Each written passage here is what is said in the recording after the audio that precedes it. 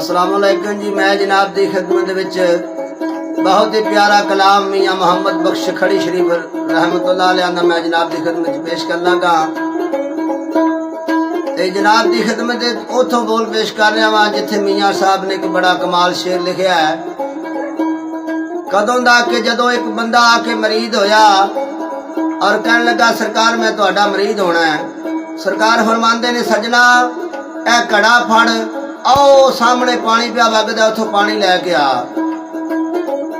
ओ जनाब मरीद ने घड़ा कच्छे लाया ते उथे टुर गया। जदों जाके पानी लगा भरन ते उथे मटियारा भी पानी भरन आईयां सन। जदों वेख्या एक मटियार दे वाल इंज करके वेख्या, पानी भी भुल गया, घड़ा भी भुल गया ते मुर्शिद खाना भी भुल गया। ओदे वाल ताड़ लाइए। सरकार फरमांदे ने मियाँ साहब ओ बेलियो पता करो, बंदा एक मरीद कीता पहले दिन ही घड़ा लैके निकल गया, पता ते करो ओदा। ओ बाकी दे मरीद गए, वेख्या ते घड़े दे उत्ते उन्हें टेक ला के ते ओदे वाल वेखी जा रहा है। मियाँ साहब भी गए और जाके मोटे ते फड़ के हिलाया, सजना ये की पिया करना है? ओ आंदा सरकार पानी नू छड्डो वे उधर वेखो। सरकार ने मारी छाती, आख्या उधर की है? आख्या सरकार वेखो किड्डी सोहनी औरत है।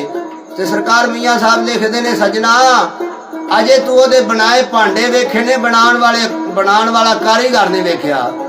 ते मियाँ साहब की कलम उठी। मियाँ साहब उत्थे बड़ा प्यारा कलाम लिखिया, मैं जनाब की खिदमत पेश करना।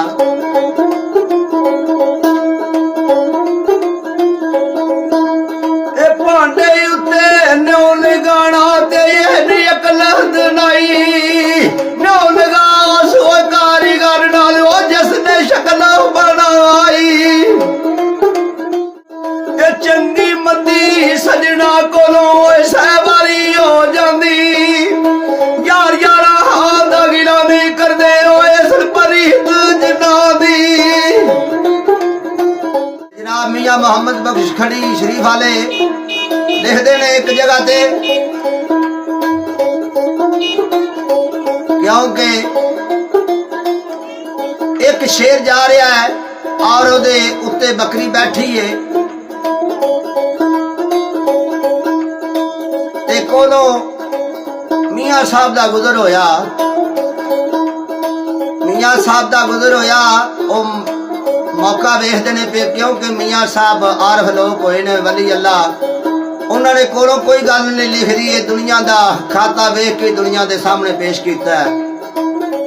ते उस बकरी नू बाज पुछदा है, ए बकरीए तू केड़ी एडी नेकी कीती है? तू ते शेर दी खुराक है, एडी केड़ी नेकी कीती है कि जेड़ा ए तेनू कंड ते बहा के तेनू ए खाना खवांदा पिया? ते बकरी आंदी है मैं दे ते एक नेकी कीती है।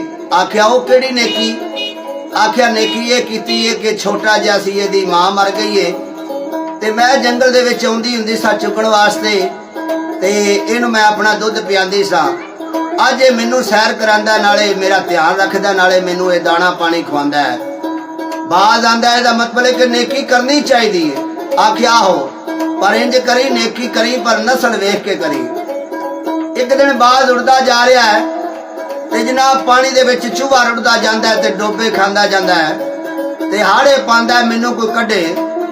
ते जनाब मैं पेश कर रहा वां उस बाज नू वो गल बकरी वाली याद आ गई कि बकरी नेकी कीती है, मैं भी नेकी करा। जिस टाइम जनाब उन्हें बाज ने ओनू पहुंचे दे नाल फड़िया ते सुक्की जगह ते रख के उड़न लगा ते वो चूहा आंदा है मेरे ते नेकी पूरी कर, अद्धी नेकी ना कर। आख्या हुण केड़ी रहिंदी है भाई?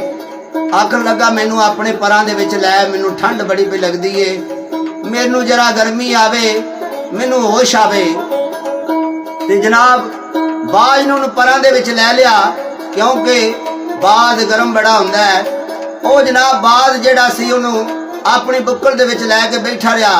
चूहे नूं होश आई, अंदरों अंदरी उन्हें दोवें पर कट छड़े ते जदों बाज उड्डण लगा ते पारे किधर जा पिया कुधर जा पिया। ते मियाँ साहब की कलम उठी ते मियाँ साहब ने लिखिया भला की,